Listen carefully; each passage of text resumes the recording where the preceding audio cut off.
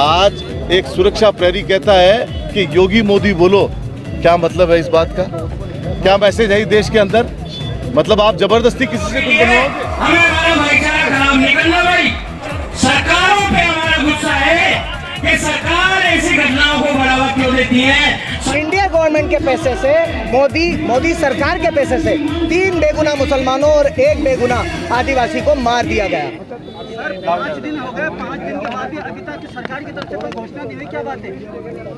देखिए, ऐसा है कि इस तरह के कोई भी इंसिडेंट होते हैं तो सरकार की तरफ से संज्ञान लिया जाता है और मैंने यही आवाज़ उठाते हुए मैंने चिट्ठी मुख्यमंत्री अशोक गहलोत जी को लिखी है। और न केवल सरकारी स्तर पे बल्कि मैं माइनॉरिटी कमीशन के लेवल पे भी इसका प्रपोजल बना रहा हूँ और कोशिश करूँगा कि जल्द से जल्द इसका सॉल्यूशन हो। लेकिन बात मुआवजे की नहीं है। यहाँ रेलवे से कुछ पैसा मिला है, आम आदमी के मन में रोष है, जज्बा है कुछ न कुछ सहयोग करने की। लेकिन एक बात मैं ये कह रहा हूँ कि बात खाली ये नहीं है, बात बहुत सीरियस है। जितनी इसकी सीमा समझ रहे हो उससे आगे है कि ये एग्जाम्पल है। अरे भाई चुप रहो। ये एग्जाम्पल है पूरे देश के अंदर कि जब आपने किसी को सुरक्षा के लिए लगाया, ट्रेन के लिए सुरक्षा के लिए, और सुरक्षा करने वाला आदमी गोली मार देता है, वही कातिल बन जाता है, तो पूरे सिस्टम पे सवालिया निशान उठता है। और मैं अपनी स्पीच में भी कह चुका और फिर दोहराता हूँ कि जब रक्षक ही भक्षक बन जाए, जब सुरक्षा प्रहरी ही कातिल बन जाए, जिसकी सुरक्षा में आज यहाँ पुलिस खड़ी है, कोई भी इंसिडेंट होगा, कोई भी क्राइम होगा, आदमी के घर में कोई गलत आदमी आ गया, कोई चोर आ गया, कोई डाकू आ गया,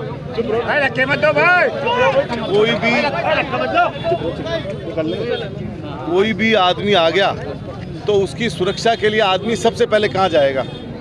सबसे पहले पुलिस में जाएगा। और जब पुलिस की वर्दी पहने ही आदमी ऐसा कृत्य कर देवे, कत्ल कर देवे, आदमी की शक्ल देख के उसको सेलेक्ट करके, उसकी विशेषता को सेलेक्ट करके गोली मारे, तो पूरे देश के अंदर सिक्योरिटी का सवाल उठ जाता है। पूरे देश के अंदर इसका मतलब क्या है? मैं आप सबको भी कहना चाह रहा हूँ, ये जो पत्रकार आजकल चैनल, टीवी चैनल बिक गए हैं, मैं किसी पर्टिकुलर आदमी को टारगेट नहीं करना चाह रहा हूँ। जिस तरीके से चैनल्स के ऑनर एक तरफा बयान देते हैं और पूरे देश के अंदर ये माहौल चल रहा है कि टीवी डिबेट पे आदमी बैठता है और समाज में वैमनस्यता और समाज में क्रूरता, समाज के अंदर एक दूसरे के ऊपर भड़काने का काम टीवी चैनल पे, मीडिया में दिखाई देता है। इस पे सरकार एक्शन नहीं ले रही है। आज एक सुरक्षा प्रहरी कहता है कि योगी मोदी बोलो, क्या मतलब है इस बात का? क्या मैसेज है देश के अंदर? मतलब आप जबरदस्ती किसी से कुछ बनवाओगे? आप देश के अंदर डेमोक्रेसी खत्म करोगे?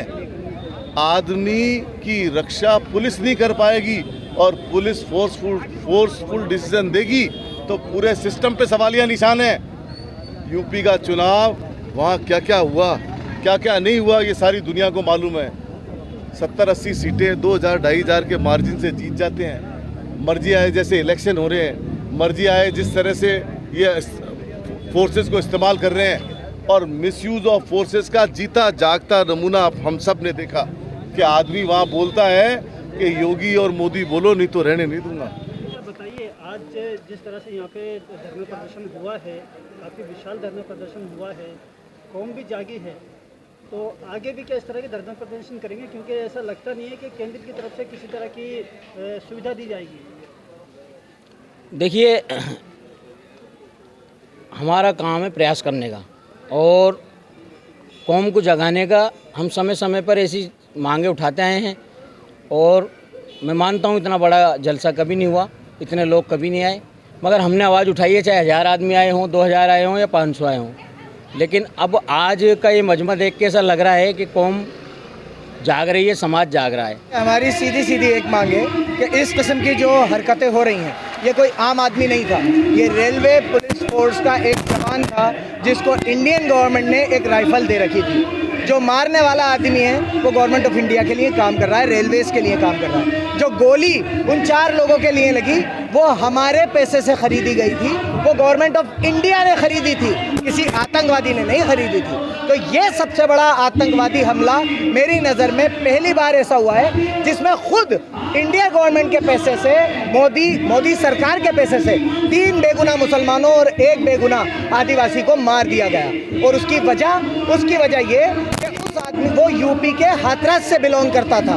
उस यूपी में जैसे आतंकवादी और मुसलमानों और दलित आदिवासियों के खिलाफ हिंसा की फैक्ट्री लग गई हो, उस आदमी ने 8 बोगी सफ़र किया, 8 बोगी B5 से लेके A6 तक गया और उसने ढूंढ के मुसलमानों को मारा। मैं इस बात को कहने में कतराऊंगा नहीं, अगर वो एक ओपन फायर होता उसी बोगी में ख़त्म हो जाना था, फिर पेंट्री कार में भी मुसलमान और A6 में भी मुसलमान को क्यों मारा गया? इस बात के लिए जिम्मेदार रेलवेज के अधिकारी, हर वो आदमी जो जिम्मेदार है उस आदमी के हाथ में बंदूक देने का, उस सब पे कार्रवाई होना चाहिए।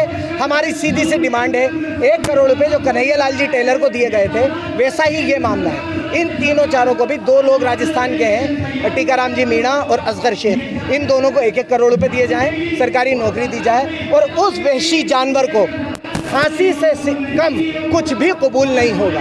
मैं चाहता हूँ राजस्थान गवर्नमेंट यहाँ पर केस चलाए, क्योंकि महाराष्ट्र में बीजेपी के गठबंधन वाली सरकार से हमें भरोसा नहीं है कि हमें इंसाफ मिलेगा।